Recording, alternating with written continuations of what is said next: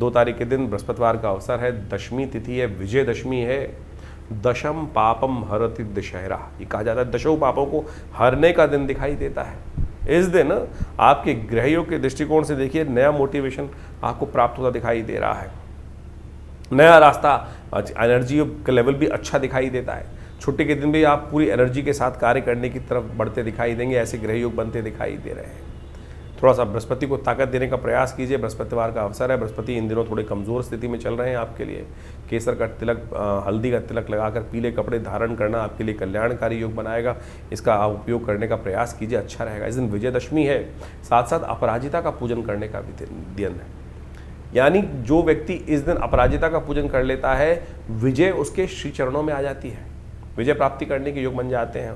साथ साथ महालक्ष्मी की कृपा प्राप्ति के योग बन जाते हैं। शनि जो आपकी राशि में इन दिनों चल रहे हैं खराब, उनको भी ठीक करने का एक अद्भुत उपाय इसी दिन किया जाता है, वो भी हम आपको बताने जा रहे हैं। अपराजिता एक बहुत सुंदर पेड़ होता है, बेल की तरह चलता है, शंख के समान नीले रंग के उसमें पुष्प भी आते हैं और भगवती महालक्ष्मी का साक्षात उसमें स्वरूप माना जाता है। भगवान विष्णु के पूजन के लिए ये पुष्प सबसे श्रेष्ठ माने जाते हैं। और कहा जाता है कि इस दिन जो आश्विन मास की दशमी तिथि, शुक्ल पक्ष की दशमी तिथि को अपराजिता का पूजन करने से एक तो विजय प्राप्ति के योग बन जाती है। यदि कोर्ट केस कोई चल रहा है तो कहा जाता है कि इस दिन विजयदशमी का पूजन करने के उपरांत यदि अपराजिता के पुष्पों को पूजन करने के बाद सिद्ध कर कर, अपराजिता मंत्र से सिद्ध कर यदि रख लिया जाए और तो कहा जाए, और उसको कभी भी कोई कोर्ट केस इत्यादि हो उसको अपने पर्स इत्यादि में रख के ले जाया जाए तो वो विजय प्राप्ति के अद्भुत योग दे देते हैं।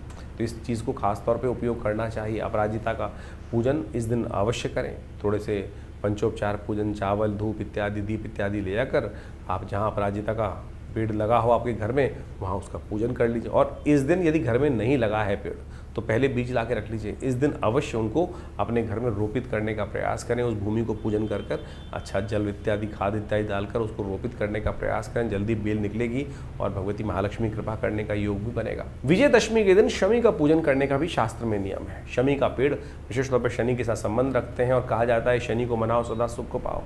तो इस दिन विजयदशमी के दिन विशेष तौर पर शास्त्र में वर्णित है कि शमी के पेड़ को किसी देवस्थल में जाकर रोपित कर दें या उस पेड़ की किसी भी जगह में लगा हो तो उसका पूजन भी शास्त्र विधि के अनुसार से अवश्य करने का प्रयास करना चाहिए।